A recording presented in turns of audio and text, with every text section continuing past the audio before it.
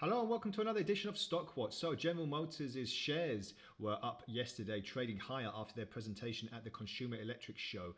GM revealed a new electric commercial vehicle brand and gave an update on its plan to transition entirely to electric vehicles with an upcoming electric Cadillac.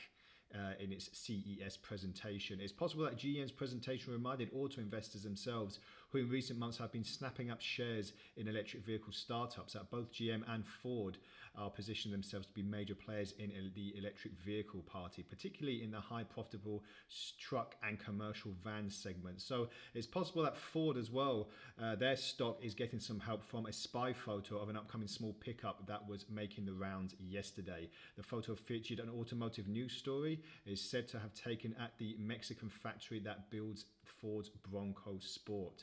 So the upcoming small pickup, which might be called the Maverick, is expected this year, is believed to share underpinnings with the small SUV. So investors hoping for more details can look forward at the beginning of February, when the CEO and the CFO will discuss the company's fourth quarter earnings and 2020 earnings as well. So very big news in the electric automaker field. You know, we've got Tesla, we've got BMW, Jaguar, other brands really focusing and shifting to the electric power units now, especially as Joe Biden starts his 4-year transition in the Oval Office. He's obviously going to go green as well. So there'll be a lot of car makers looking to switch to that electrical energy and obviously boost sales as well. And as I said earlier, a lot of investors are looking into electric car startups as well. So this could be very, very important for any electrical brands in the next, well, in this year, 2020. I keep thinking it's 2020 still,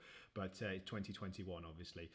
So let's just take a look at General Motors first of all. So as we can see, we've seen a very big accentuation in prices. It seems a little bit like it's a bit of a hummingbird scenario at the moment, where we're seeing a peak and then a dip and then a peak and then a dip, and then we've got another peak now. I've been picking up in the last few trading sessions, just watching it carefully on most motor company stocks that we have, such as Ford as well and BMW, and I'm just looking at the recent peaks, and now what I'm seeing a little bit more is the pullback. So I'm seeing a bit more of a bearish divergence on the momentum indicator as well, which could signal that we're in for another drop in prices. When that drop will be, we'll just have to wait and see. Based on the previous points of interest here, where we've seen prices start shifting downwards, then, you know, we're looking roughly about a $5 drop, maybe even an $8 drop. So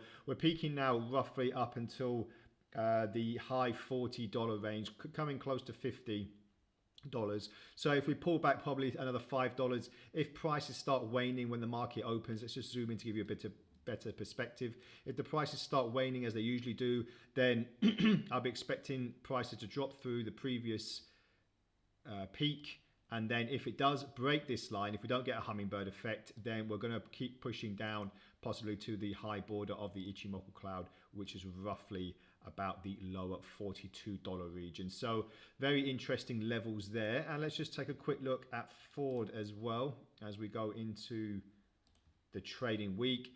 The last time I looked at Ford a few weeks ago, I had a very nice ascending channel. Prices were dipping down, but now they've come out on top, and we're looking to see that this ascending channel has kept on pushing higher, and it was actually broken out. But as we've seen here, where the prices are broken out, they've also ranged back down to the mean. So we are looking to see prices hit a peak, and then we might start going back down to the mean again. If I just extend this a bit more, we can see that the mean would be roughly a confluence of the upper border of the Ichimoku cloud as well.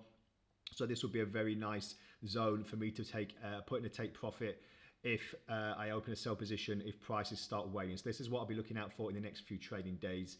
And obviously if prices do crash through, I'll be looking at the lower channel as well. So that's all from the Stockwatch today. Thank you very much for joining me. If you have any comments or queries, please feel free to add them to the post, and I'll get back to you as soon as possible. Have a great trading day ahead, and bye for now.